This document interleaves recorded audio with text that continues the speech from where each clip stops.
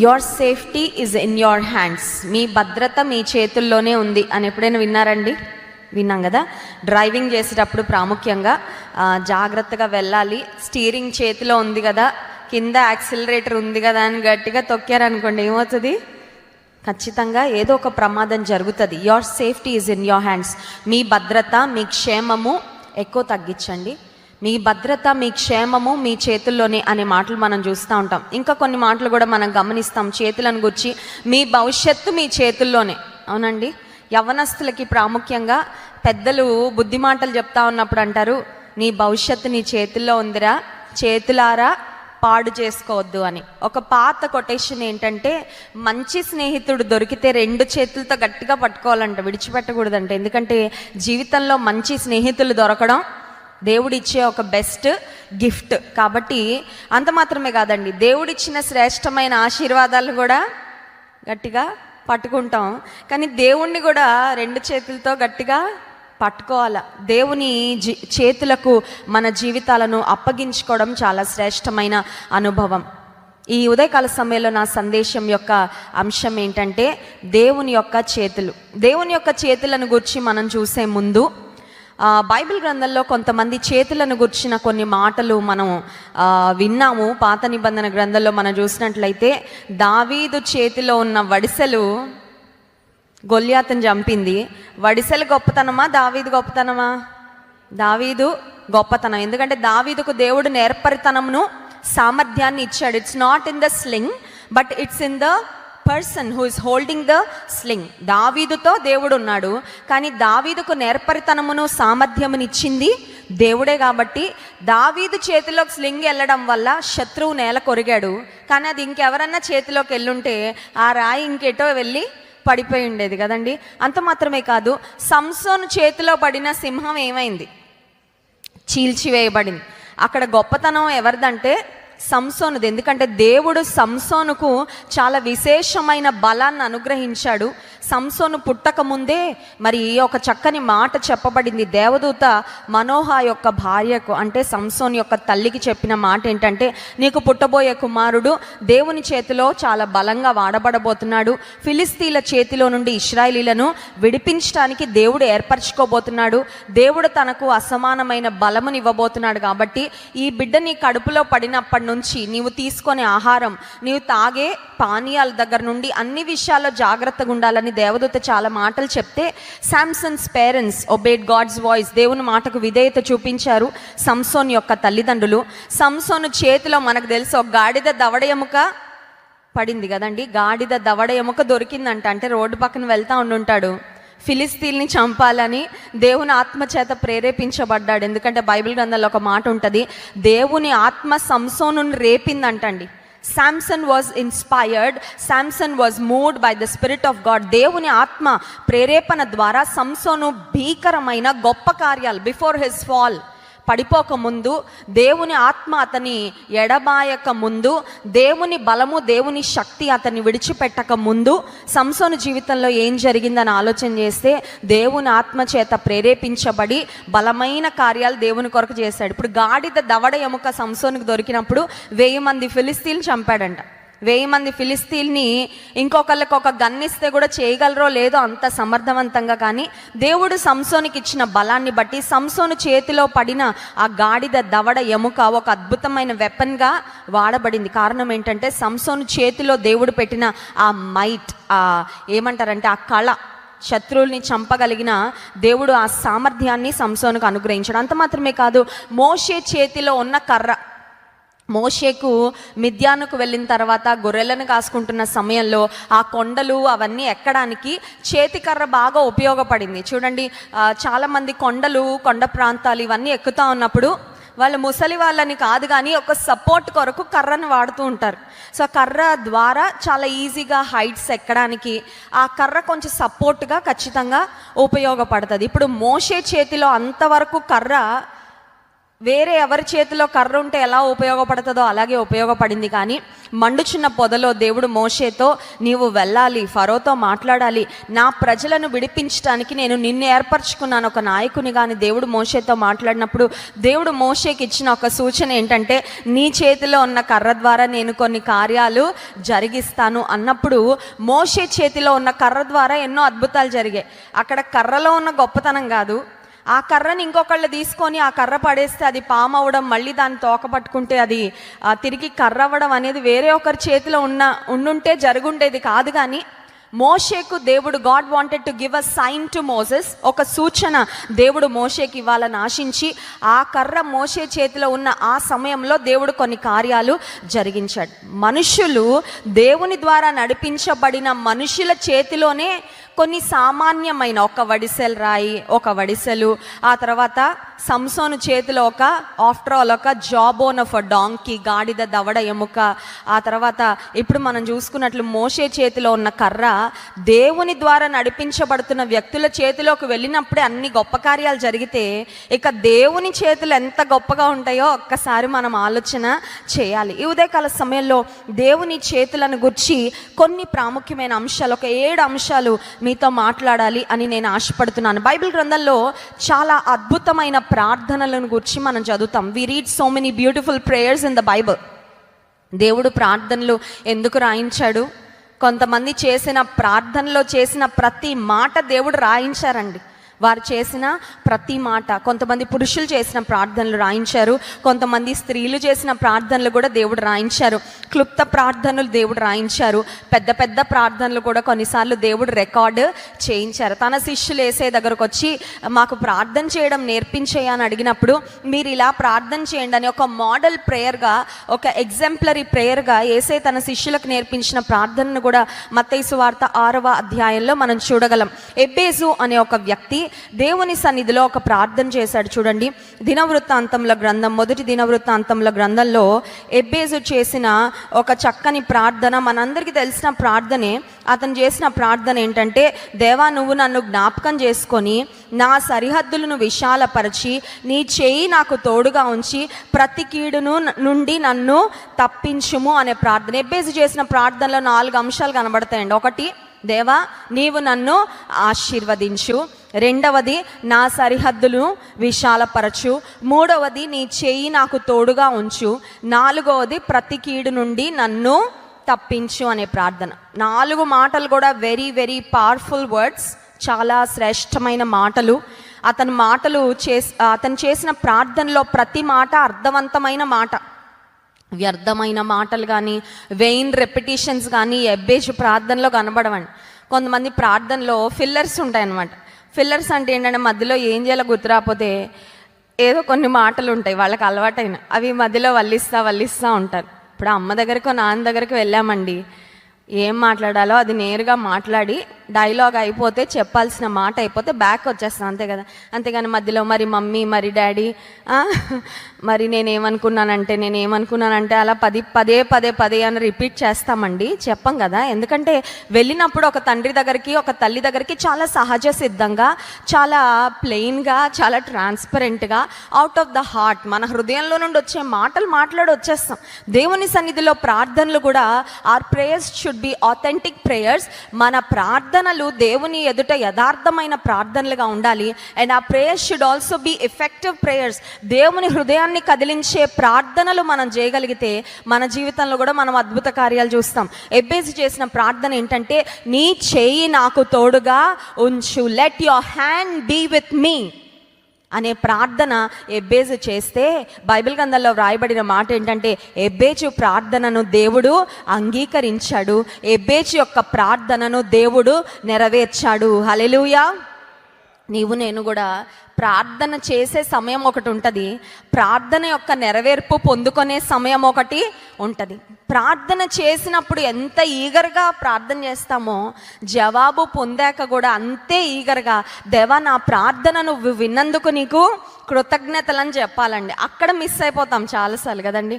ప్రార్థన అయితే పట్టుదలగా చేస్తాం, అడగడం అయితే పట్టుదలగా అడుగుతాం. పెయిన్లో ఉన్నప్పుడు చాలాసార్లు మనం దేవుని సన్నిధిలో చాలా డీప్ ప్రేయర్స్, చాలా హృదయపూర్వకమైన ప్రార్థనలు చేస్తాం, కానీ జవాబు రాగానే వచ్చిందిలే జవాబు అని ఫ్లోలో వెళ్ళిపోతూ ఉంటామంట. మొన్న సైక్లోన్ వచ్చింది చూసారా, ఆ ఫ్లోలో కొన్ని వెళ్ళిపోయినాయి చూసారండి. కొంతమంది అంటారు ఏం జరుగుతుంది, what's happening with your life అంటే వాళ్ళు అంటారు I'm going with the flow అంటారు. ఫ్లో అంటే ఏంటంటే కొట్టుకుపోతున్నాము, రోజు దినచర్యలో ఏం జరుగుతుందో అది జరుగుతూనే ఉంటున్నాయి. ఉదయం లేవడం, టిఫిన్ తినడం, ఆ తర్వాత ఇవన్నీ మామూలే కదండి. ఫ్లోతో వెళ్ళడం కాదండి. We must live purposeful life.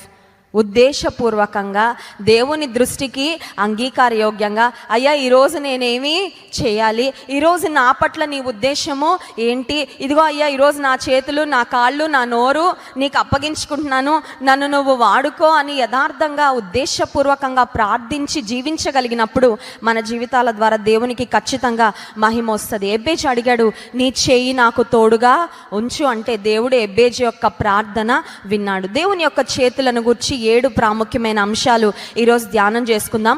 మొట్టమొదటి అంశము చూడండి, యోహాను సువార్త 10వ అధ్యాయము 27-28 వచనాలు. యోహాను సువార్త 10వ అధ్యాయము 27-28 వచనాలు. నా గొర్రెలు నా స్వరము వినును, నేను వాటిని ఎరుగుదును, అవి నన్ను వెంబడించును, నేను వాటికి నిత్య జీవము ఇచ్చుచున్నాను గనుక అవి ఎన్నటికీ నశింపవు, ఎవడును వాటిని నా చేతిలో నుండి అపహరింపడు. 11వ వచనంలో ఇదే అధ్యాయంలో యేసే చెప్పిన మాట, నేను గొర్రెలకు మంచి కాపరిని, మంచి కాపరి గొర్రెల కొరకు ప్రాణము పెట్టును. I am the good shepherd అనే మాట యేసే చెప్పి ఇప్పుడు ఇక్కడ అంటున్న మాట ఏంటంటే, నా గొర్రెలు నా స్వరం, మనం నా దేవుడు నా ప్రభు అని మనం ఎంత మన దేవుని గురించి పట్టింపు కలిగి ఉంటామో మన దేవుడు కూడా మన విషయంలో అంతే పట్టింపు, అంతే ప్రేమ ఉంటుందండి. తల్లిదండ్రులు చూడండి, నేను మా అమ్మాయి, మా అబ్బాయి, మా కుటుంబం అండి, మా ఇంటి వారండి, మా బంధువులండి, మా వాళ్ళండి అని మనం ఎలా చెప్పుకుంటామో ఇక్కడ దేవుడు అంటున్నాడు, నా గొర్రెలు నా స్వరము వింటాయి. My sheep will listen to my voice. నా చేతులలో నుండి నా గొర్రెలను ఎవ్వరు అపహరింపనేరరు. రక్షణ పొందిన విశ్వాసులంగా ఉన్న మనము, దేవుని సంఘంలో చేర్చబడిన మనము దేవుని వెంబడించే గొర్రెలుగా, దేవుని మాటలు వింటూ అనుదినము దేవుని యొక్క డైరెక్షన్ ప్రకారం మనం సాగుతూ ఉంటే దేవుడు చెప్తున్న వాగ్దానం ఏంటంటే, నా చేతిలో నుండి మిమ్మల్ని ఎవ్వరూ అపహరించలేరు. అంటే అర్థం ఏంటంటే, we are safe and protected in the hands of God. దేవుని చేతులు చాలా సురక్షితమైన చేతులండి. ఆయన చేతులలో ఉంటే మనకు ఖచ్చితంగా కాపుదలే, భద్రతే. God holds your life and God holds my life. నిన్ను నన్ను ఆయన చేతులలో దేవుడు కప్పి, లేదంటే ఆయన చేతులలో దేవుడు దాచి, ఆయన చేతులలో నుండి మనల్ని ఎవ్వరూ అపహరించకుండా మనల్ని ప్రొటెక్ట్ చేసే చేతులు దేవుని చేతులు. హల్లెలూయా.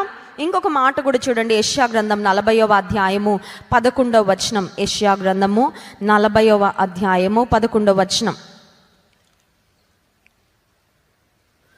గొర్రెల కాపరి వలె ఆయన తన మందను మేపును, తన బాహువుతో గొర్రె పిల్లలను కూర్చి రొమ్మున ఆనించుకొని మోయును, పాలిచ్చు వాటిని ఆయన మెల్లగా నడిపించును. ఈ వచనంలో కాపరి యొక్క దయగలిగిన స్వభావం మనకు కనబడుతుంది. We will understand how kind and compassionate God is.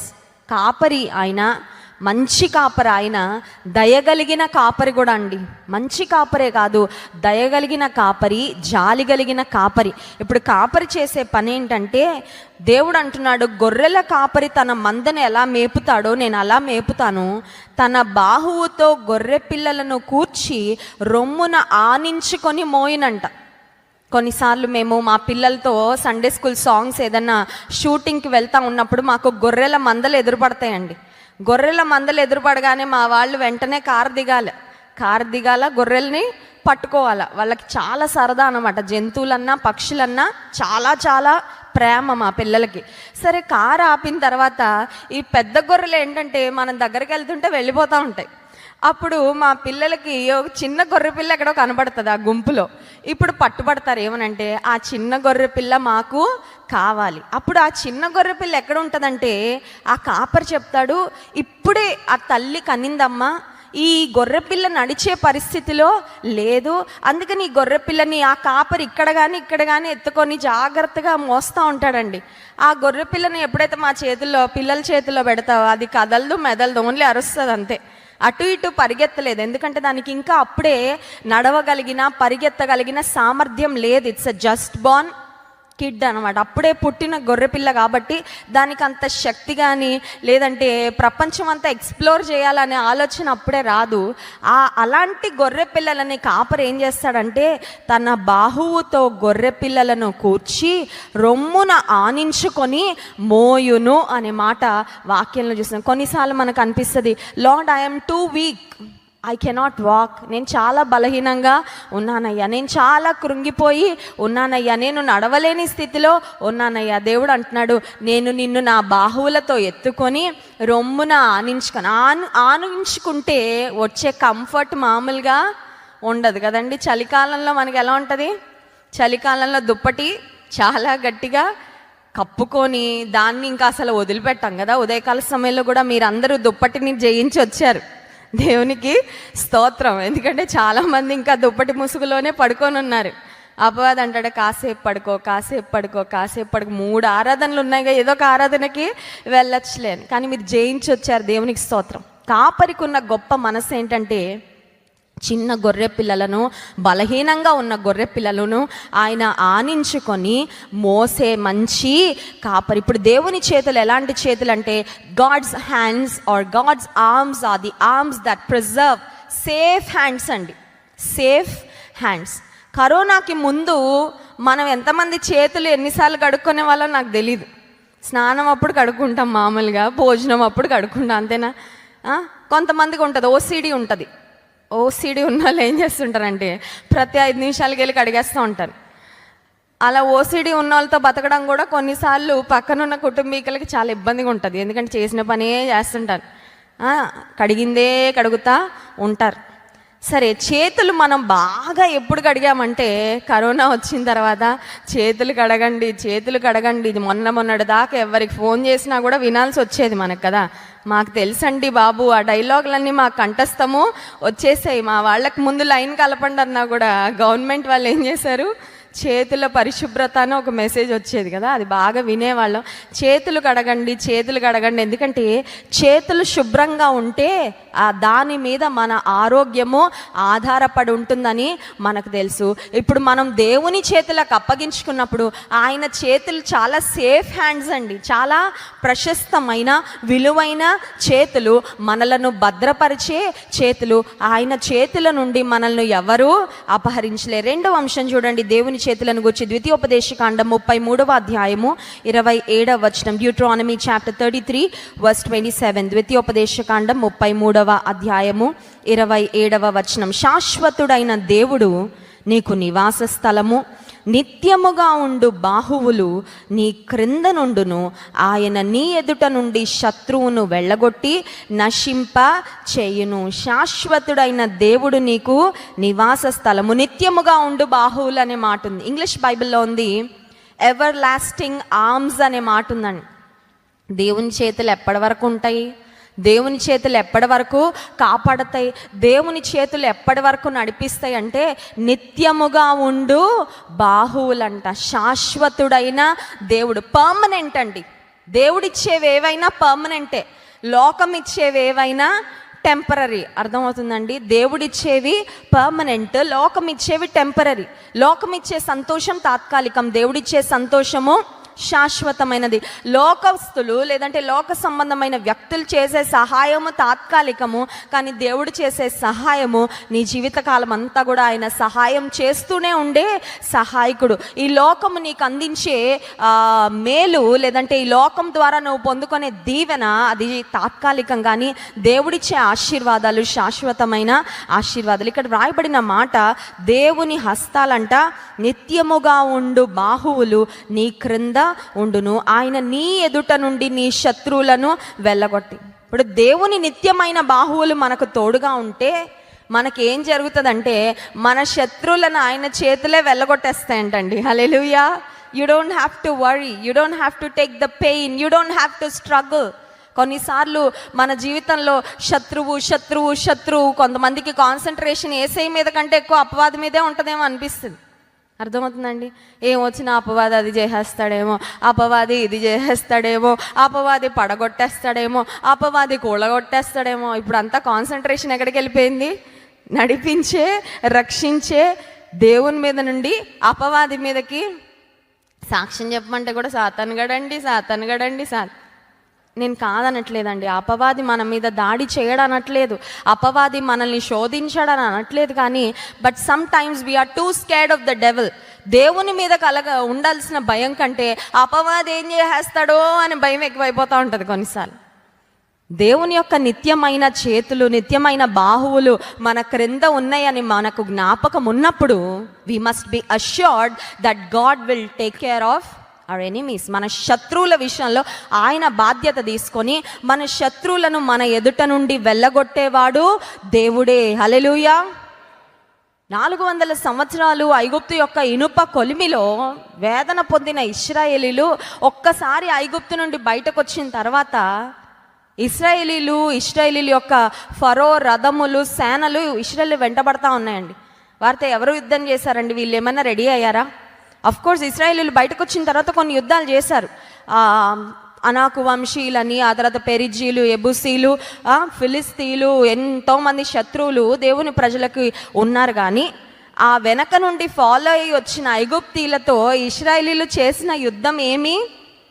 వీళ్ళు ఏం చేశారంటే కేవలం ప్రార్థనే చేశారు. యెహోవా కలుగ చేయి రక్షణ నేడు మీరు ఊరక నిలిచి ఉండి చూడుడి. అది ఆ రోజు దేవుడు వారి పక్షంగా చేసిన యుద్ధము నేటికి కూడా మనందరికీ ఒక సూచనగా దేవుడు పెట్టాడు. ఏమనంటే కొన్నిసార్లు all you have to do is just trust. నమ్మి విశ్వసించి నిలబడి చూడడం, అంతే. దేవుడు ఎలా కార్యమో చేస్తాడు. కానీ మనతో ఉన్న సమస్య ఏంటంటే నేను ఏదో ఒకటి చేసేయాలండి అర్జెంటుగా కదండి. హ్యూమన్ బీయింగ్స్గా, మానవులంగా మనలో ఉన్న ఒక టెండెన్సీ ఏంటంటే నేను ఏదో ఒకటి చేస్తే కానీ నాకు తృప్తి ఉంటుందండి. దేవుడు అంటాడు don't mess with my plan. నా ప్రణాళిక ఒకటి ఉంది, నువ్వు మధ్యలో జోక్యం చేసుకున్నావంటే ఉన్నదంతా చెడిపోద్ది. అర్థమవుతుందండి? దేవుడు ఆయన ఉద్దేశానుసారంగా, ఆయన సమయాన్ని బట్టి, ఆయన టైమింగ్ని బట్టి ఆయన కార్యాలు చేసుకుంటూ వెళ్తుంటే మధ్యలో తొందరపడిపోయి, కంగారు పడిపోయి, ఇంటర్ఫియర్ అయిపోయి, ఇన్వాల్వ్ అయిపోయి మనము దేవుని ప్లాన్స్ని కొన్నిసార్లు మెస్అప్ చేస్తామండి. అబ్రహాము జీవితంలో దేవుని ఉద్దేశం వాగ్దాన పుత్రుడైన ఇస్సాకు. కానీ శారమ్మ ఏమైపోయింది? స్త్రీల్లాగా మనకి బాగా తొందరపాటు కదా, కంగారు పడిపోదు. ఏదో ఒకటి చేసేయాలి. హాగరును భార్యగా హాగరును అబ్రహాము చేతికి అప్పగించింది. ఆ తర్వాత ఎన్ని బాధలు పడాలో అన్ని బాధలు ఆమె పడింది. ఆమె కుమారుడైన ఇస్సాకు కూడా పడ్డాడు. కారణం ఏంటంటే ఈమె మధ్యలో చేసిన ఒక అన్నెసెసరీ థింగ్ అనమాట. అంటే తొందరపాటుతో ఏదో ఒకటి నేను కూడా చేసేయాలి కదా, నేను కూడా చేసేసాను అనిపించుకోవాలి. కొన్నిసార్లు దేవుడు అంటాడు నువ్వేదో చేసేయాలని అనిపించుకోవడం కాదు, నేనేం చేస్తానో నిలబడి జస్ట్ వెయిట్ అండ్ ట్రస్ట్. నిలబడి మౌనంగా ఉండి నమ్మంతే. నా కార్యాల కొరకు నువ్వు ఎదురు చూడు. మనుషులుగా మనకు అనిపిస్తుంది మనం ఏదో చేసేసి నేను చేసేసాను చెప్పుకోవాలి. అది కాదండి. దేవుడు కొన్నిసార్లు అంటాడు నువ్వు ఊరక నిలిచుండి నమ్మంతే, విశ్వసించు, నా మీద ఆధారపడు, నేను ఎలాంటి కార్యం చేస్తానో ఎలా చేస్తానో వేచి చూడంతే. ఒక దినం వస్తుంది నీ కళ్ళు నమ్మలేని స్థితిలో నేను అట్టి విధంగా నీ శత్రువులను నీ ఎదుట నుండి వెళ్ళగొడతాను. దేవుడిస్తున్న వాగ్దానం. నేను ఇక్కడ ఇండియాలో హైదరాబాద్లో టీసీఎస్లో వర్క్ చేస్తున్నప్పుడు ఒక యవనస్త్రాలు ఉండేది, మా ప్రాజెక్ట్లో ఉండేది. నేను ఆఫీస్లో అటు ఇటు తిరుగుతూ ఉన్నప్పుడు ఎక్కువగా దేవుని బిడ్డలు ఎవరైనా ఉన్నారా అని ఎక్కువ వెతుకుతూ ఉండేదాన్ని. ఆఫీసెస్లో యూజువల్గా బాగా రిజర్వ్డ్గా ఉంటారు, ఎవరి పని వాళ్ళు చూసుకుంటారు, ఎవరి ఫ్రెండ్స్తో వాళ్ళు మాట్లాడతారు తప్ప అందరినీ వెళ్ళి కదిలించుకోరు కదా. కానీ నా కళ్ళు మాత్రం ఎప్పుడు దేవుని బిడ్డలు ఎవరైనా ఉన్నారా, వాళ్ళని ప్రేయర్ సెల్కి ఇన్వైట్ చేయాలి, వారిని ఆత్మీయంగా బలపరచాలని చూస్తూ ఉండేదాన్ని.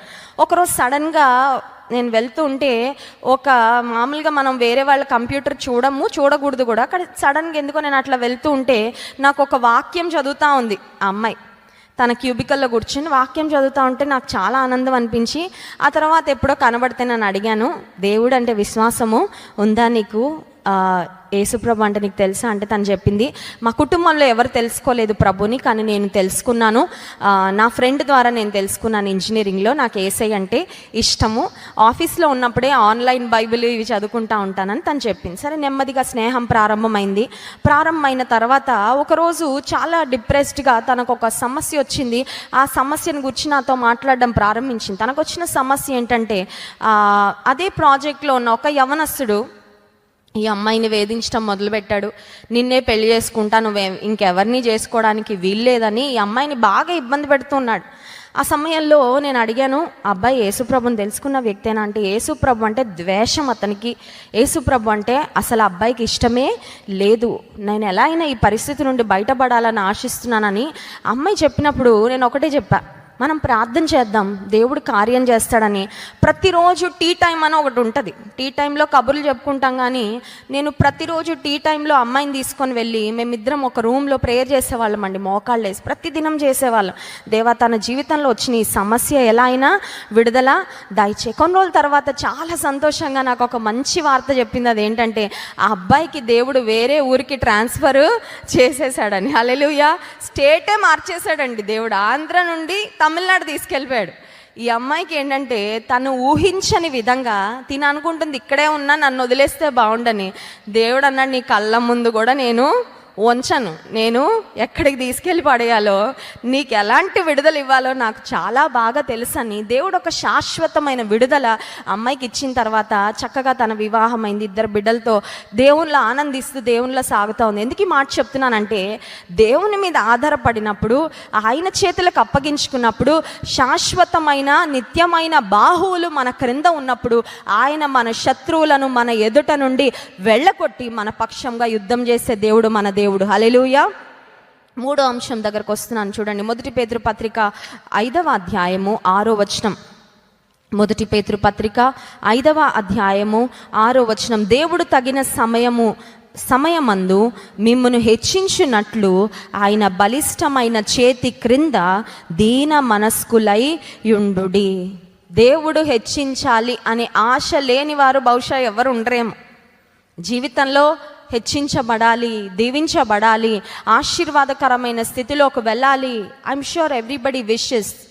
ప్రతి ఒక్కరు ఆశిస్తారు, ఖచ్చితంగా ప్రతి ఒక్కరు కోరుకుంటారు. కానీ దేవుని వాక్యం సెలవిస్తుంది, దేవుడు తగిన సమయమందు, తగిన సమయం అంటే కొంతమంది జీవితంలో నెలలు పట్టచ్చు, కొంతమంది జీవితంలో సంవత్సరాలు, ఆయన సమయం అండి. తగిన సమయం అంటే అక్కడ ఎంత time period, testing period, training period, exam ఎప్పుడు పెడతారనేది రాయబడలేదు. అర్థమవుతుందండి? చూడండి, మనకి ఎగ్జామ్స్ అనగానే లేనిపోని ఇంట్రెస్ట్ వచ్చేస్తుంది. ఎగ్జామ్ అనగానే రేపు ఇవాళ ఏం చేస్తూ ఉంటాం మనం, రాత్రంతా మేల్కొని నైట్ అవుట్ చేసి చాలా బాగా చదివేస్తాం. కానీ విశ్వాస జీవితంలో ఎగ్జామ్కి టైం టేబుల్ రిలీజ్ అవ్వదు. అర్థమవుతుందండి? మా పిల్లలు ఉంటారు, ఎగ్జామ్స్కి వాళ్ళు ఎప్పుడు చదువుతారంటే కుదురుగా ఎగ్జామ్స్ అప్పుడే. ఎగ్జామ్స్ రాకపోతే ఆ పుస్తకాలకి మాకు ఎలాంటి సంబంధం, స్కూల్లో చదివొస్తున్నాంగా చాలే అంటారు. స్కూల్లో చదివొస్తున్నాంగా మమ్మీ 8 గంటలు ఇంకా చదవమంటావా, మా జీవితానికి చదివేనా అన్నట్లుగా చూస్తారు మమ్మల్ని కొన్నిసార్లు. చదవండి చదవండి చదవండి. కానీ పరీక్షలు అనగానే మాట్లాడకుండా బుక్స్ పట్టుకొని, ఎందుకంటే పరీక్షలలో జయం పొందితే ప్రమోషన్ నెక్స్ట్ క్లాస్కి. కానీ విశ్వాస జీవితంలో ఎగ్జామ్ టైం టేబుల్ రిలీజ్ అయినట్టు మనకు రిలీజ్ అవ్వదు. మనకు రిలీజ్ అయితే మనం బహుశా maybe we will be better prepared. అనుదిన జీవితంలో దేవుడు పరీక్షలు ర్యాండమ్గా పెడతా ఉంటాడండి, ర్యాండమ్గా పెడతా ఉంటాడు. చాలా చిన్న చిన్న విషయాల్లో దేవుడు పరీక్షిస్తాడు, కొన్నిసార్లు పెద్ద పెద్ద విషయాల్లో దేవుడు పరీక్షిస్తూ ఉంటాడు. అయితే ఆయన పరీక్షలలో మనం నెగ్గినప్పుడు, మనం విశ్వాస్యతను, మన నమ్మకత్వాన్ని దేవుని ఎడల మనము కనుపరిచినప్పుడు, ఆయన ఎడల మనకున్న భక్తిని మనము కనుపరిచినప్పుడు, దేవునికి మనం భయపడు వారమని మన జీవితంలో దేవుడు పరీక్షించినప్పుడు, మనం చూపించగలిగినప్పుడు, ఆయన బలిష్టమైన చేతి, ఈ చేతులు దేవుని చేతులు ఎలాంటివంటే, ఆయన చేతి క్రిందకి ఎవరు వెళ్తారో వాళ్ళందరినీ మన కిందకెళ్ళి పైకెత్తే చేతులు అంటండి. హల్లెలూయా. దేవా, నేను కోరుకుంటున్న ప్లేస్ అయితే నీ చేతి క్రింద అయ్యా, నేను కోరుకుంటున్న స్థానము నీ చేతి క్రింద అని తగ్గించుకొని ఆయన చేతి క్రిందకి వెళ్ళి ఒదిగిపోతే దేవుడు అంటాడు, ఉండు బిడ్డ, ఇక్కడ కాదు, ఇక్కడ నీ స్థానం అని ఆయన చేతులను మన క్రింద పెట్టి ఆయన లేవనెత్తే దేవుడు, హెచ్చించే దేవుడు. హల్లెలూయా. కొంతమంది ఉంటారంట, దేవా నా స్థానం ఇక్కడ కాదు ఇక్కడ అని ఇక్కడ కూర్చుంటారంట, నెత్తికెక్కడం అంటారు కదా, వాళ్ళని ఇలా దింపుతాడు అనమాట. ఆయన గర్విష్ఠుల యొక్క గర్వమును అణచే దేవుడు. కనుక మూడవ అంశం ఏంటంటే, God's hands are the hands that exalt us. ఆయన చేతి కింద దీన మనసుతో మనం సాగినప్పుడు మనల్ని హెచ్చించే చేతులు దేవుని చేతులు. నాలుగో అంశం చూడండి, ద్వితీయోపదేశకాండం 3వ అధ్యాయం 24వ వచనం. ద్వితీయోపదేశకాండము 3వ అధ్యాయము 24వ వచనం. దేవుని చేతులను గురించి దేవుడు చదవండి. ఆకాశమందే గాని ఆకాశమందే గాని భూమి అందే గాని భూమి అందే కాని నీవు చేయు క్రియలను చేయగల దేవుడెవడు?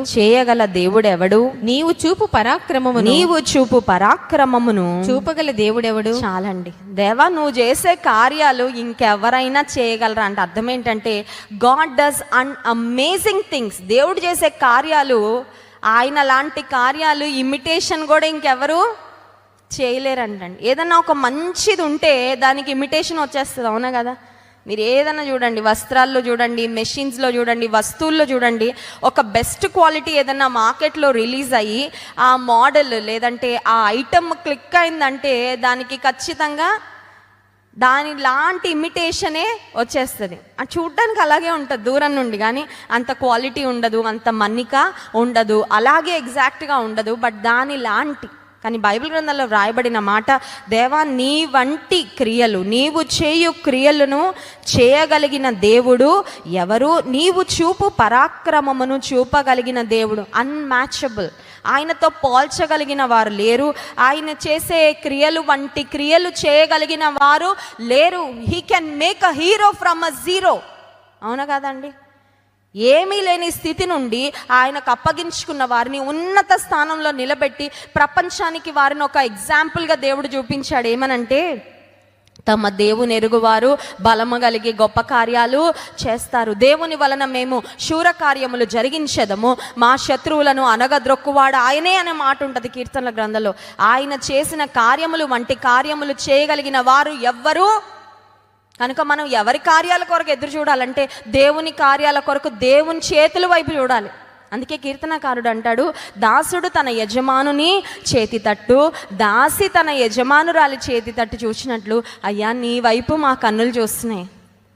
ఇంట్లో దాసి లేదంటే దాసుడు యజమానుని చేతుల వైపు చూస్తూ ఉంటారంటే, ఎప్పుడు ఏ చెక్ రాస్తారా, పర్సులో నుండి తీసి ఏమి ఇస్తారా, ఇంట్లో ఉన్నది ఏమిచ్చి నన్ను సంతోషపెట్టి పంపిస్తారా అని కనిపెడతా ఉంటారంట. మన కన్నులు ఎవరి వైపు కనిపెట్టాలంటే మనుషుల వైపు, రాజకీయ నాయకుల వైపు, అధికారుల వైపు కాదండి. అయ్యా నీ చేతుల వైపు నా కన్నులు చూస్తున్నాయి, ఎందుకంటే నాకు తెలుసు నాకు కావలసినవన్నీ నీ చేతుల్లో నుండి నాకు వస్తాయి. God does amazing things. యెహోషువ గ్రంథం 4వ అధ్యాయము 22వ వచనం కూడా చూడండి. దేవుని చేతులు చేసిన కార్యాన్ని గురించి అక్కడ చూస్తాం. ఇశ్రాయేలీల పక్షంగా అప్పుడు మీరు ఇశ్రాయేలీలు ఆరిన నేల మీద ఈ యోర్దానును దాటిరి.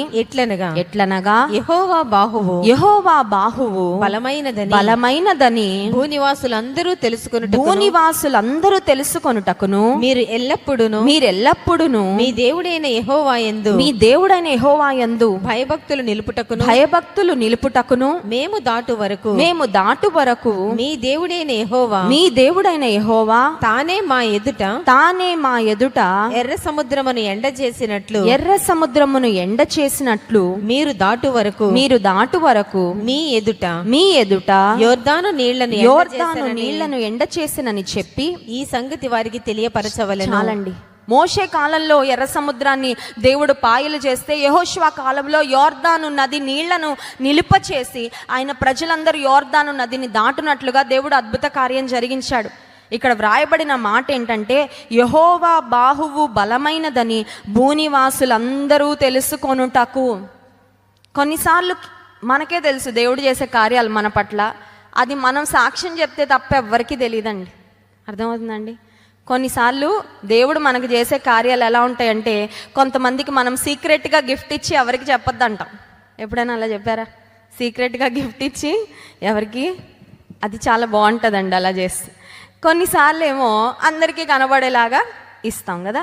అయితే దేవుడు చేసే కార్యాలంట, దేవుడు ఇశ్రాయేలుల పక్షంగా చేసిన కార్యాలు ఎలా ఉన్నాయంటే, మీ యెహోవా బాహువు బలమైనదని భూనివాసులు అందరూ తెలుసుకొనున్నట్లు, God did amazing things for his people so that the whole world could see.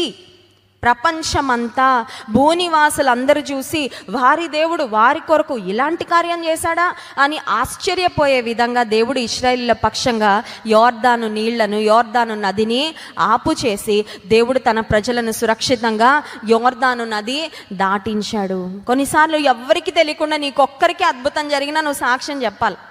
సాక్ష్యం స్టేజ్ మీద చెప్పకపోయినా ఒక్కరితో అయినా పంచుకోవాలి. ఫోన్ తీసుకొని బోల్డ్ అని మాటలు మాట్లాడతాం కదా, బోల్డ్ అని కాన్వర్జేషన్స్ చేస్తాం. స్టేటస్ పెట్టుకోండి, చాలా మంచి ఐడియా కదండి. మనకి బాధ రాగానే ఎక్కడికి వెళ్ళిపోద్దా? బాధ స్టేటస్లోకి వెళ్ళిపోద్దా, అవునా కదా? మనకి బాధ రాగానే కొంతమంది ఫిలాసఫర్లు అయిపోతారు, కొంతమంది కవులు అయిపోతారు. బాధ రాగానే బాధ స్టేటస్లో వెళ్ళి కూర్చుంటుంది. ఇంకొంతమంది ఏం చేస్తారంటే, తెలివితేటలు బాగా ఎక్కువైపోయిన వాళ్ళు అవి ఎవరికి కనబడాలో వాళ్ళకే కనబడేలా పెడతారంట కొంతమంది. వీళ్ళు ఇంకా చాలా జ్ఞానవంతులండి. వాళ్ళని ఎవరు బాధ పెట్టారో, ఎవరికి ఆ సమాచారం అందాలో మిగతా అందరికీ హైడ్ చేసి వాళ్ళకొక్కళ్ళకే కనబడేలా పెడతారంట. ఇవన్నీ వ్యర్థమైన తెలివితేటలు. అయితే ఇప్పుడు నేను చెప్తున్న ఒక మాట ఏంటంటే, దేవుడు కార్యం జరిగించినప్పుడు కూడా నీ మనసుకు బాధ కలిగినప్పుడు ఎలా స్టేటస్ పెట్టుకుంటున్నావో, దేవుడు చేసిన ఆశ్చర్యకార్యం స్టేటస్ పెట్టు. దేవుడు ఈరోజు నా పక్షంగా ఇలాంటి కార్యం, దేవుడు నన్ను ఈరోజు ఈ విధంగా హెచ్చించాడు, దేవుడు నన్ను ఈ విధంగా ఈరోజు యాక్సిడెంట్ నుంచి కాపాడాడు, దేవుడు ఈరోజు నాకు ఈ విధంగా పరీక్షలో జయమించాడు. నువ్వు పెట్టుకో. దేవుని నామం ఎంత మహిమపరచబడుతుందో. హల్లెలూయా.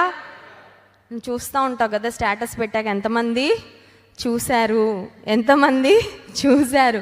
కొంతమందికి ఇదే ఒక పెద్ద కాన్సన్ట్రేషన్ కదండి. పెట్టగానే లైక్ పడిందా, కామెంట్ వచ్చిందా, ఎంతమంది చూశారు. దేవుడు చేసిన కార్యాలు కూడా పెట్టు స్టేటస్లో. దేవుడు నన్ను ఈ విధంగా ప్రమాదం నుండి తప్పించాడు, దేవుడు ఈ విధంగా నన్ను ఈరోజు దీవించాడు, దేవుడు ఈరోజు నాతో ఈ విధంగా మాట్లాడాడు పెట్టు. 10 మంది చూస్తారు, వారు దీవెన పొందుకుంటారు. ఇశ్రాయేలీల పక్షంగా దేవుని బాహువు తోడుగా ఉందని భూనివాసులందరూ తెలుసుకున్నట్లు దేవుడు వారి పక్షంగా అద్భుత కార్యము జరిగించాడు. హల్లెలూయా. నీ జీవితంలో కూడా దేవుడు అలాంటి కార్యాలు చేయగలడండి. ఎలాంటి కార్యాలంటే, విన్నవారి చెవులు గింగురం వాళ్ళకి జరిగిందా ఇలాంటి కార్యం? అవును, వారి పక్షంగా ఉన్న దేవుడు వారి పట్ల గొప్ప కార్యం జరిగించాడని భూనివాసులందరూ తెలుసుకొనున్నట్లుగా దేవుని హస్తాలు అద్భుత కార్యములు, ఆశ్చర్య కార్యములు జరిగించే హస్తాలు. 5వ మాట దగ్గరకు వస్తున్నాను చూడండి. 5వ మాట సామెతల గ్రంథం 21వ అధ్యాయము 1వ వచనం. సామెతల గ్రంథము 21వ అధ్యాయము 1వ వచనం. యెహోవా చేతిలో రాజు హృదయము నీటి కాలువల వలె ఉన్నది. ఆయన తన చిత్త వృత్తి చొప్పున దానిని త్రిప్పును. చాలండి. దేవుని చేతిలో ఎవరి హృదయం ఉందంట? రాజుల హృదయాలు, అధికారుల హృదయాలు దేవుని చేతిలో. నీటి కాలువ అంట. నీటి కాలువ అని ఎందుకు రాయబడిందంటే, నీరు పారుతూ ఉంటే మనం ఎటు దారి చేస్తే అటు వస్తాయండి నీళ్లు కదండి. నీరు ఉన్నప్పుడు ఆ నీటికి మనం అవుట్లెట్ అంటే అవి బయటకు వెళ్ళడానికి ఎలాంటి మార్గం ఏర్పాటు చేసే దారి చేస్తే మనం ఇచ్చిన రూట్ ప్రకారం అవి వెళ్ళిపోతూ ఉంటాయి. ఇప్పుడు దేవుడు రాజుల మనసులను, రాజుల హృదయాలను తన చేతిలో ఆయన పెట్టుకొని నీటి కాలువలాగా తన చిత్తవృత్తిని బట్టి దేవుడు నడిపించే. అంటే నువ్వెవరైనా అధికారితో ఏదన్నా మాట్లాడాలంటే దేవునికి చెప్పుకుంటే చాలా అన్నమాట. దేవుడు ఏం చేస్తాడు? రాజు మనసును ఆయన తిప్పి అధికారుల మనసును తిప్పుతాడు. అప్పుడు నువ్వు వెళ్ళి కనబడగానే నువ్వు అడగక ముందే కొన్నిసార్లు వాళ్ళు చెప్తారేమో ఎదురు, ఇంకేం కావాలమ్మా, కావాలా, ఓకే శాంక్షన్, ఓకే గ్రాంటెడ్, ఫైలా పట్టుకురా, నేను సంతకం చేసేస్తాను, దేవుడు అద్భుత కార్యాలు జరిగించేవాడు. తన చిత్తవృత్తి చొప్పున ఆయన రాజుల యొక్క హృదయాన్ని నీటికాలు. God changes the hearts of people, God changes the hearts of the authorities. దేవుని చేతులు అధికారుల యొక్క మనసులను, కొన్నిసార్లు చట్టాలను కూడా మన కొరకు దేవుడు మార్చేవాడు. హల్లెలూయా. కొన్నిసార్లు వాళ్ళే ఆశ, నేను ఎలా సంతకం పెట్టాను, నేను పెట్టానా, నేను ఎప్పుడు వెళ్ళమన్నా, నేను అన్నాను అనేసి ఉంటారండి. ఎందుకంటే దేవుడు వారితో అనిపించేస్తాడు. దేవుడు వారితో కొన్నిసార్లు వాళ్ళ మనసులో లేకపోయినా కొన్ని కార్యాలు దేవుడు జరిగించేస్తూ ఉంటాడు. ఒక దైవజనుడు మనం వింటూ ఉంటాము, రొమేనియా అనే దేశానికి ఆయన బైబిల్స్ చాలా, ఒక మాటలో చెప్పాలంటే it was like a smuggling అన్నమాట. బైబిల్ గ్రంథాలను కొన్ని కమ్యూనిస్ట్ దేశాల్లో అలౌ చేయరు. ఇప్పటికీ కూడా ప్రపంచంలో కొన్ని దేశాల్లో మోర్ దాన్ 1 బైబిల్ తీసుకెళ్తే అక్కడ తీసి చెత్తకుప్పలో పడేస్తారు. కొన్ని దేశాల్లో అంత కఠినమైన లా ఉంటుందండి. ఎందుకంటే బైబిల్ ఎక్కువ తీసుకెళ్తే పనిచేసి ఆ దేశంలో ఉన్న వారిని క్రైస్తవులుగా మార్చేస్తారనేది వారిలో ఉన్న ఒక భయం. సరే, ఈ దైవజనుడు ఏం చేశాడంటే ఆయన కోట్ నిండా లోపల పాకెట్స్లో మొత్తం బైబిల్ పెట్టేసుకున్నాడంట. బైబిల్ పెట్టేసుకున్న తర్వాత మనకు తెలుసు, ఎయిర్పోర్ట్స్లో మనల్ని స్కాన్ చేస్తారు కదా, మన డ్రెస్, మన తల నుండి.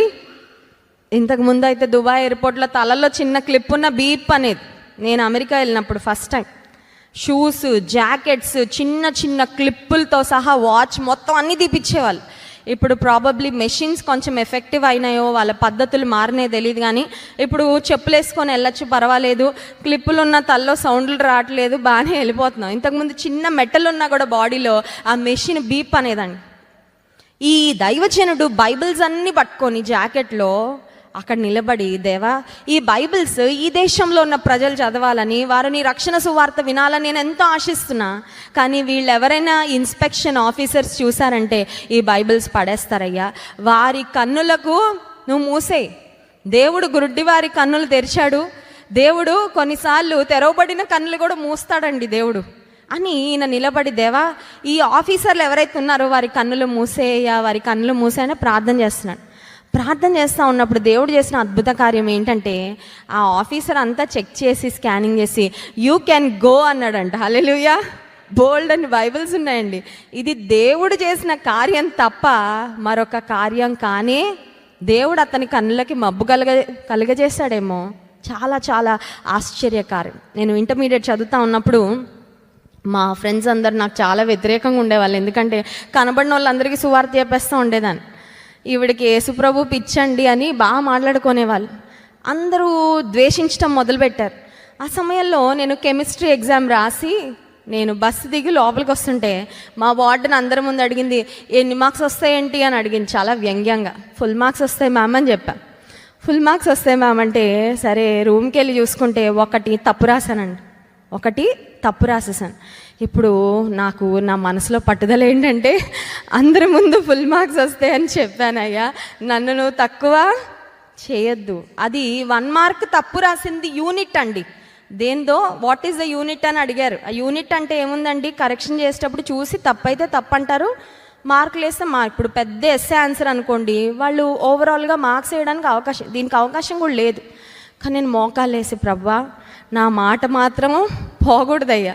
నా ఫ్రెండ్స్ అందరి ముందు నేను ఎంతో కాన్ఫిడెంట్గా చెప్పాను, ఇక్కడ నీ కొరకు నిలబడుతున్న సాక్షిని నేనని నీకు తెలుసు, డూ సంథింగ్ ఫర్ మీ అంటే రిజల్ట్ వచ్చాక దేవుడు ఫుల్ మార్క్స్ ఇచ్చాడండి. హల్లెలూయా. అంటే నేను డెఫినెట్గా చెప్పగలను, ఆ 1 కరెక్షన్ చేస్తున్నప్పుడు బహుశా అన్నీ బాగానే రాసింది కాబట్టి ఇది కూడా గో హెడ్ పర్లా వేసేద్దాం మార్కులు అని చూసాడో చూడలేదో నాకు తెలియదు, కానీ ఇన్విజిలేటర్ 1 మార్క్ విషయంలో దేవుడు ఆ రోజు నాకు అద్భుతం చేశాడండి. అలాగని ఏమీ చదవకుండా బ్లెస్ అక్కకి 1 మార్క్ యాడ్ చేయించావు ప్రభువా, నాకు 40 మార్కులు యాడ్ చేయించు, ఇలాంటి ప్రార్థన చేయమని, చదవకుండా ఉండమని నేను ఎవరిని ఎంకరేజ్ చేయట్లేదు. కానీ నేను ఎందుకు చెప్తున్నానంటే, దేవుడు కొన్నిసార్లు మన కొరకు ఆయన కార్యాలు జరిగిస్తాడు. And we will know that it is just the hand of God which he's perform that miracle. ఆ కార్యం చేసింది దేవుని హస్తమే అని తెలియనట్లుగా దేవుడు కార్యాలు జరిగించేవాడు. రాజు మనసు, రాజు హృదయము దేవుని చేతిలో నీటి కాలువ వంటిది. మనుషుల హృదయాలను, మనుషుల మనసులను దేవుడు నీ కొరకు నా కొరకు ఆయన మార్చే దేవుడు.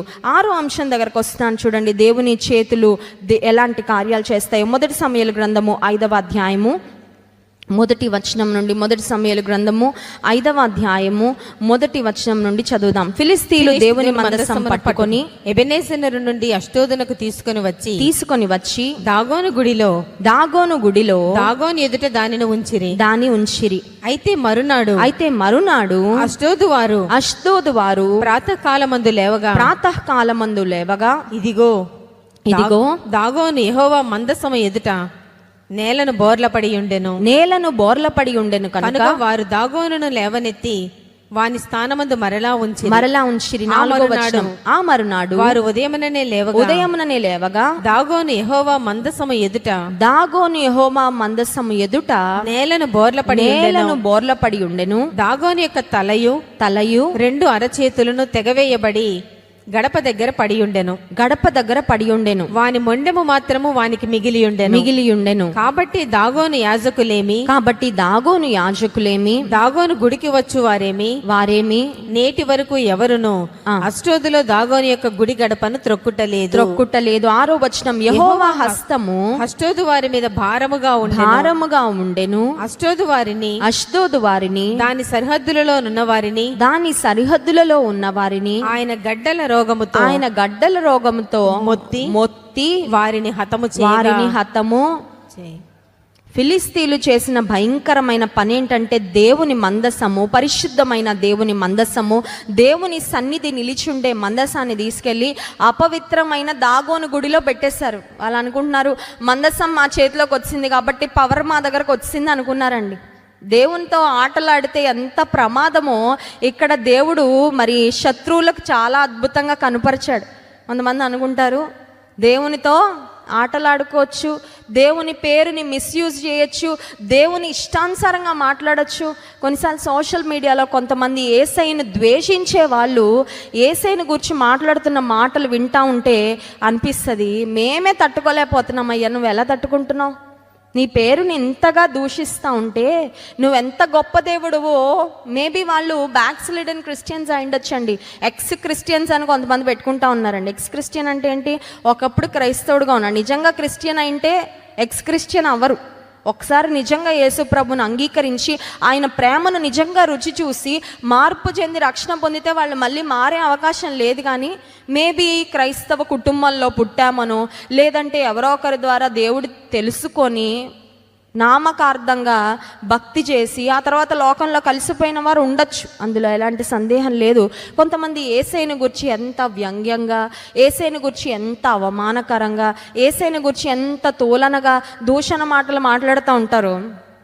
అలాంటి వారికి దేవుడు ఎప్పుడు ఎలా బుద్ధి చెప్పాలో ఆయనకి బాగా తెలుసు. కానీ అందరూ అంతటా మారు మనసు పొందాలని దేవుడు కొన్నిసార్లు దీర్ఘశాంతంతో సమయము అవకాశాలు ఇస్తూ ఉంటాడు. మారతాడులే. ఒక సౌలులాగా హింసకుడుగా దూషకుడుగా ఉన్న వారిని చాలామందిని దేవుడు మార్చాడు. దేవుడు కొంతమందికి సమయాన్ని ఇస్తూ ఉంటాడు, ఆయన దీర్ఘశాంతాన్ని చూపిస్తూ ఉంటాడు.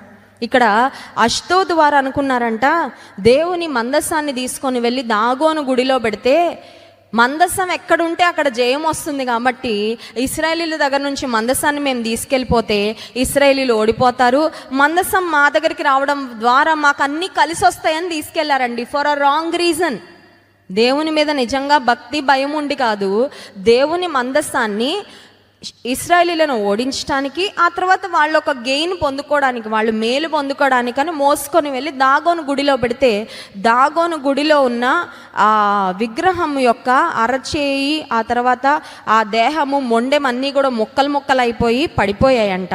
6వ వచనంలో యెహోవా హస్తము అష్డోదు వారి మీద భారముగా ఉండెను, ఆయన గడ్డల రోగంతో మొత్తి వారిని హతము. హీట్ బాయిల్స్, దేహమంతా గడ్డలొచ్చి అనేక మంది చనిపోయారంట. ఈ కార్యం ఎవరు చేశారంటే దేవుని హస్తం. దేవుడు కొన్నిసార్లు మనుషులకి బుద్ధి చెప్పడానికి కొన్ని వాడుకుంటాడండి. కొన్నిసార్లు దేవుడు ప్రకృతిని వాడుకుంటాడు మనుషులకి బుద్ధి చెప్పడానికి. ప్రకృతి వైపరీత్యాలు కొన్నిసార్లు మనిషికి బుద్ధి చెప్పడానికి. కొన్నిసార్లు వ్యాధులను దేవుడే, కొన్ని తెగుళ్లను పంపించాడు ఐగుప్తు దేశం మీదకి. ఎందుకంటే ఐగుప్తులో ఉన్న వారికి ఐగుప్తీయులకు బుద్ధి రావాలని, వీరి దేవుడు ఇశ్రాయేలీయుల దేవుడు నిజమైన దేవుడు, ఆయన ఆరాధించడానికి వారిని పోనివ్వాలని, అతనికి కనువిప్పు కలగాలని దేవుడు 10 రకాలైన తెగుళ్లతో ఫిలిస్తీన్లను మొత్తినట్లు. అట్లా అని రోగం వస్తే రోగం రాగానే దేవుడు శిక్షిస్తున్నాడని చెప్పడానికి వీల్లేదని. అన్ని రోగాలు దేవుని శిక్షలో భాగం కాదు, కానీ కొన్నిసార్లు దేవుడు వ్యాధులను వాడుకొని దేవుని ప్రజలకు బుద్ధి చెప్పిన సందర్భాలు ఉన్నాయి. అంత మాత్రమే కాదు, శత్రువులను అనగద్రొక్కిన సందర్భాలు కూడా బైబిల్ గ్రంథంలో మనం చూడగలము. ఇక్కడ దేవుని హస్తం ఏం చేసిందంటే, ఇంగ్లీష్ బైబిల్లో ఉంటుంది, it was dangerous to the enemies. శత్రువులకి దడబుట్టించిందంట. ఇప్పుడు ఫిలిస్తీన్లకు అర్థమైంది ఏమనంటే, వీళ్ళ దేవుని మందసం మన దగ్గర తెచ్చుకుంటే మనకేదో మేలు జరుగుతుంది అనుకున్నాం, కానీ better get rid of it. ఈ మందసం మన దగ్గర ఉండడం కంటే మన దగ్గర లేకపోతేనే మేలని ఆ మందసాన్ని వారు విడిచిపెట్టి వెళ్ళిపోయినట్లుగా, ఆ తర్వాత ఇశ్రాయేలీలు వచ్చి ఆ మందసాన్ని వారు తీసుకొని వెళ్ళినట్లుగా మనం చరిత్రలో గమనించగలం. దేవుని హస్తము శత్రువులని మొత్తే హస్తం. దేవుని హస్తము శత్రువులను దడపుట్టించే హస్తము. దేవుని హస్తము శూర కార్యాలు, భీకర కార్యాలు, కొన్ని శ్రేష్టమైన యుద్ధాలు జరిగించిన హస్తంగా మనం చూస్తాం. ఆఖరు మాట చదువుకొని ముగిద్దాం. చూడండి, ఎజ్రా గ్రంథము 7వ అధ్యాయము 6-7 వచనాలు. ఎజ్రా గ్రంథము 7వ అధ్యాయము 6-7 వచనాలు. ఈ ఎజ్రా ఇశ్రాయేలీయుల దేవుడైన యెహోవా అనుగ్రహించిన మోషే యొక్క ధర్మశాస్త్రమందు ప్రవీణత గల శాస్త్రి మరియు అతని దేవుడైన యెహోవా హస్తము అతనికి తోడుగా ఉన్నందున అతడు ఏ మనవి చేసిన రాజు అనుగ్రహించెను.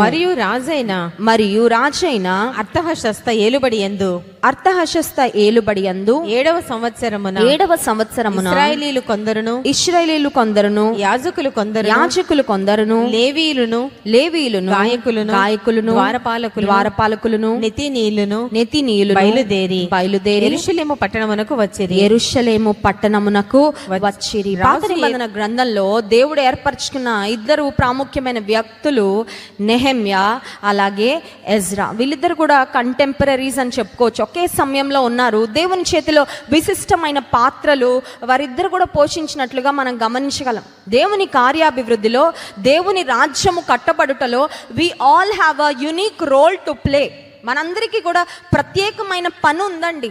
మనందరం కూడా దేవుని చేత ప్రత్యేకమైన పని నిమిత్తము సృష్టించబడ్డాం. వీఆర్ గాడ్స్ హ్యాండీ వర్క్ అనే మాట చూస్తాం. మనం దేవుని చేతి పని అయి, అందరికి ఒకే పని చెప్పడు దేవుడు. ఇప్పుడు ఒక ఆర్గనైజేషన్ రన్ అవ్వాలంటే ఆర్గనైజేషన్ హైరార్కీ ఉంటుంది కదండి. CEO, డైరెక్టర్ దగ్గర నుంచి ఆ తర్వాత ఒక కామన్ ప్యూన్, లేదంటే ఆఫీస్లో పనిచేసే ఒక సీదా ఎంప్లాయీ వరకు. కానీ వీళ్ళందరూ కూడా ఆ ఆర్గనైజేషన్, ఆ సంస్థ యొక్క శ్రేయస్సు కొరకు కలిసి పనిచేస్తారు. They all work, they all contribute.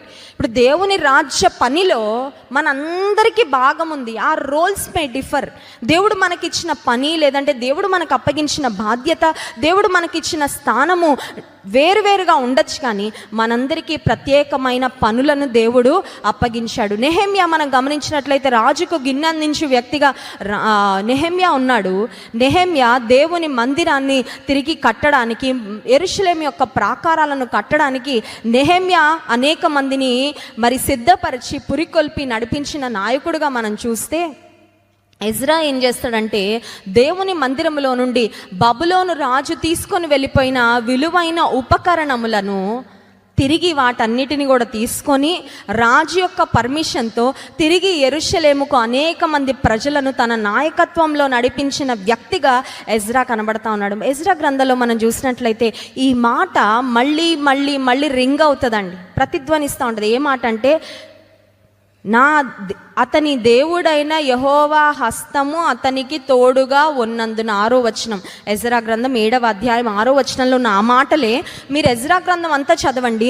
అతని దేవుడైన యెహోవా హస్తము అతనికి తోడుగా ఉన్నందున అనే మాట ఆయా సందర్భాలలో, ఆయా అధ్యాయాలలో మనకి మళ్ళీ మళ్ళీ మళ్ళీ మళ్ళీ కనబడతా ఉంటుంది. అంటే ఎజ్రా దేవుని పని చేయడానికి ఎవరి మీద ఆధారపడ్డాడు, ఎవరి సహాయంతో ముందుకు వెళ్ళాడంటే తన దేవుడైన యెహోవా హస్తము తోడుతో అతను ముందుకు సాగాడు. నీ జీవితంలో కూడా నువ్వు అడగాల్సింది ఒకటే, దేవా నీ హస్తము ఎజ్రాకు తోడుగా ఉన్నట్లు, నీ హస్తము ఇశ్రాయేలీయులకు తోడుగా ఉన్నట్లు, నీ హస్తము నీ ప్రజలను నడిపించినట్లుగా నీ హస్తము నాకు కూడా తోడుగా ఉంచు. ఆనాడు ఎబ్బేజు ప్రార్థన చేశాడు, let your hand be with me, నీ చెయ్యి నాకు తోడుగా. మనుషులు చేతులు పట్టుకుంటే మన చేతులు వదిలేస్తారు కదండి. మనుషులు మన చేతులు పట్టుకుంటే వదిలేస్తారు. కొన్నిసార్లు మనం దేవుని చేయి పట్టుకున్నా కూడా మనం వదిలేస్తాం. ఎలాగంటే సర్కస్లోనో లేదంటే ఎగ్జిబిషన్లోనో పిల్లలు మన చేయి పట్టుకున్నారనుకోండి, మన చెయ్యి ఎప్పటి వరకు పట్టుకుంటారంటే పీచ్ మిఠాయి అంటారు కదా, కాటన్ క్యాండీ ఇలాగ ఉంటుంది, పింక్ కలర్లో పెద్దగా స్టిక్కి ఇస్తారు.